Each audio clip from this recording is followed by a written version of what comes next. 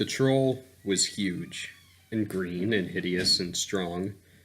It wielded an axe in one hand, like a plastic picnic knife, and was covered in swelling welts, poisoned wounds, and its own dark green blood.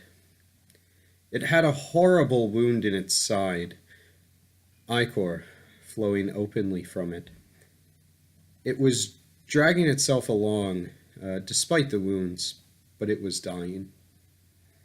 And it was Meryl. She'd chosen. I have talked an awful lot about changelings on this channel, but we aren't here to discuss the World of Darkness. We are here to discuss the Dresden Files RPG and the Changeling character template.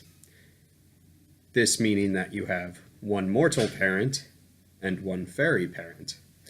Let's together examine the lore, the mechanics, and my personal thoughts on the template. Let's start with the lore. In the Dresden Files, fairies are, well, they live in fairy, that realm of the Never Never closest to the mortal world. The Never Never, for reference, is pretty much every supernatural realm inside of reality. Stay with me here. So fairies are such a huge topic, the Never Never is so huge, I can't possibly explain it here.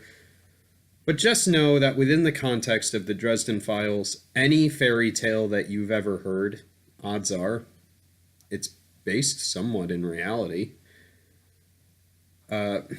All kinds of fairies exist. Some supernatural creatures you might think of, like trolls and goblins, those are fairies. Centaurs are fairies.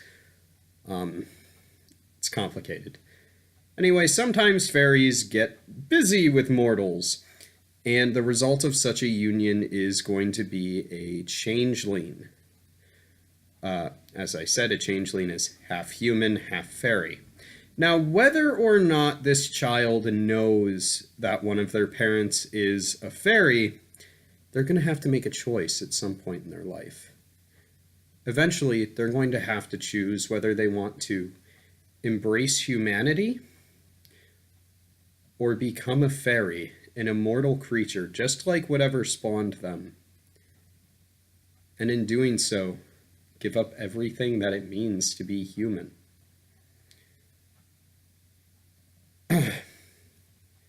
That's all I really have to say about the lore. Like, honestly, as I said, I cannot possibly explain fairies in the time limit I have here.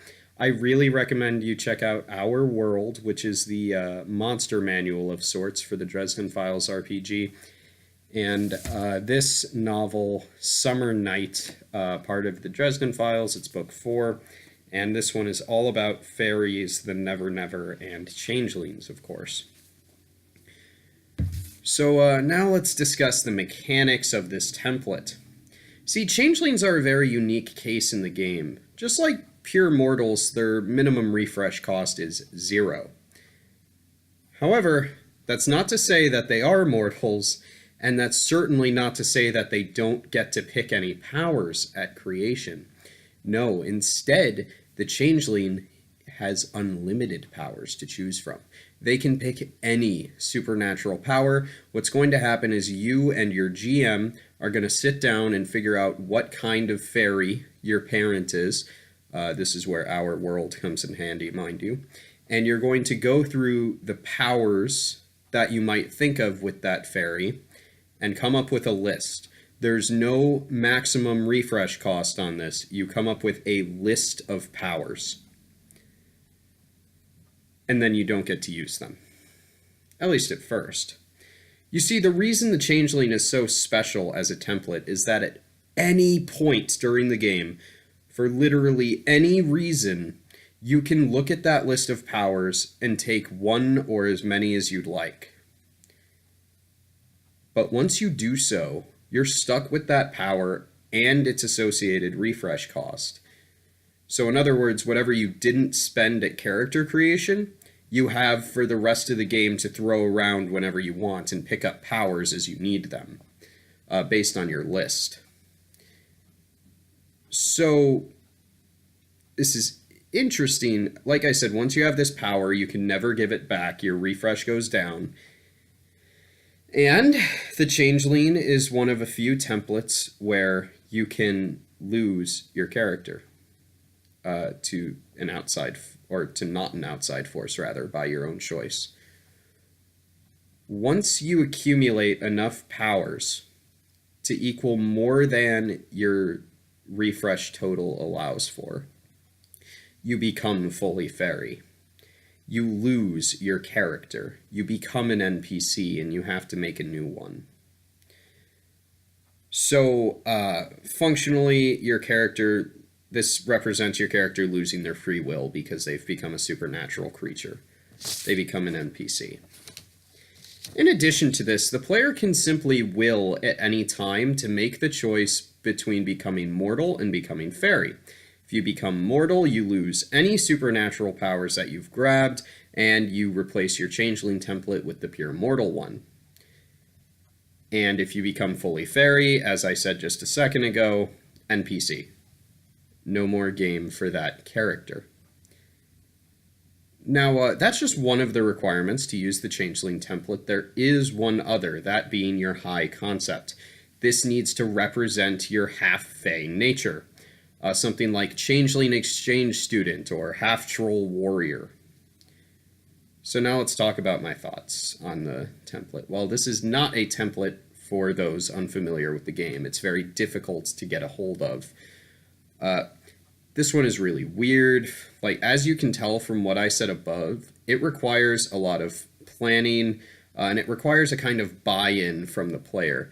See, the Game Master is going to be offering you fate points constantly using your high concept in order to try and get you to accept some of these supernatural powers, or even bargains with the Fae.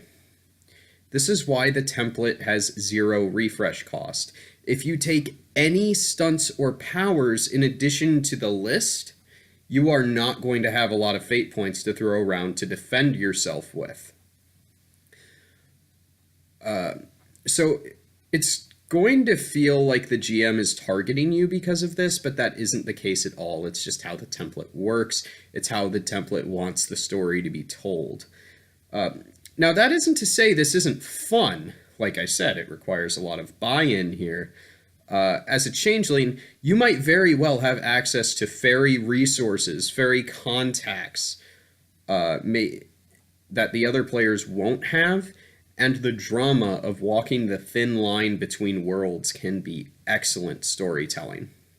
For the GM, Game Masters, be careful with this one. Be sure to really work with the player to make sure that your list of powers is something they really want to do, because they most likely will want to pick up some powers at some point, or they might be, fate pointed into taking one.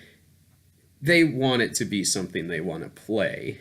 You don't want to force them to take a supernatural power that they have no interest in. So really, really, really at character creation, be like, hey, are you sure this is what you want to do? Other than that, for GMs, I recommend you only throw, like, the trying to make them take a power once per session or so. And that's not counting any time that it would make sense to the story, or if the characters are really in a stressful situation and one of these powers might help them escape. Remember to include a lot of fairy characters, maybe even their fairy parent, to kind of hammer into the character, like, hey, this is what you're missing out on. And, of course, to showcase that your character is not entirely human. Odds are the Fae parent really wants their child to choose the path of the Fae. In conclusion, this one is a strange case. It can be very fun and rewarding, but really requires a lot of work at character creation and during the campaign to fulfill its potential. This template lends itself really well to low-powered campaigns or high-powered campaigns which focus on either mortal stuff or Fae stuff.